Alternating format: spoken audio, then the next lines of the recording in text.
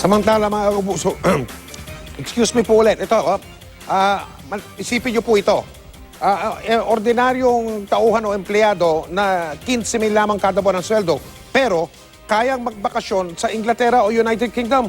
At yung talamak na tinatawag na Padino system, kung saan sangkot ang ilang kilalang personalidad. Ilan lang yan sa mga gustong paimbestigahan ng bagong commissioner ng Bureau of Customs, Nicanor Faildon. Ito ang pagtutok ni John Veneracion. Kanya-kanyang bata, kanya-kanyang padrino para makakuha ng pwesto. Yan ang isa sa mga bumulaga kay Customs Commissioner Nicanor Faildon. Sa unang 2 linggo pa lang niya sa pwesto, sa sinasabing isa sa pinakakurap na ahensya sa gobyerno. There are some people outside the Bureau who tries to influence the decisions on this assignment and reassignment. Ayaw banggitin ni Faildon kung sino-sino ang mga ito. Pero meron daw mga maimpluwensya at kilalang personalidad. Nanindigan si Faildon, hindi siya bibigay sa mga influence peddler. Tunay na reforma raw kasi ang kailangan ng customs.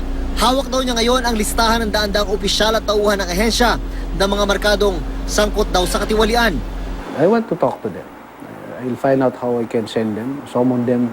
Sa ngayon nga raw, ang daming taga-customs ang nagpapapirma ng travel authority para makapagbakasyon.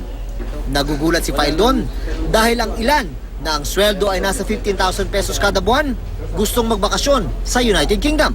Kailan mo sigurong tingnan bakit ito kaya niya magbakasyon sa ganung lugar. Pati literal na basura sa ahensya, gusto na rin linisin ni Faildon. Sumulat na raw ang Customs sa Department of Foreign Affairs kung pwede na bang i-dispose ang basurang inangkat mula Canada na nakatenga pa rin ngayon. Ibabasura na rin daw ni Faildon ang kapangyarihan ng iba't ibang opisina sa Customs na mag-issue ng alert o magpa-hold ng shipment na kung minsay pinagkakakitaan. Isang multi-agency body na raw ang gagawa nito para maiwasan ang pang-aabuso at mapabilis ang galaw ng transaksyon sa mga pantalan. June Veneracion, Nakatutok, 24 Oras.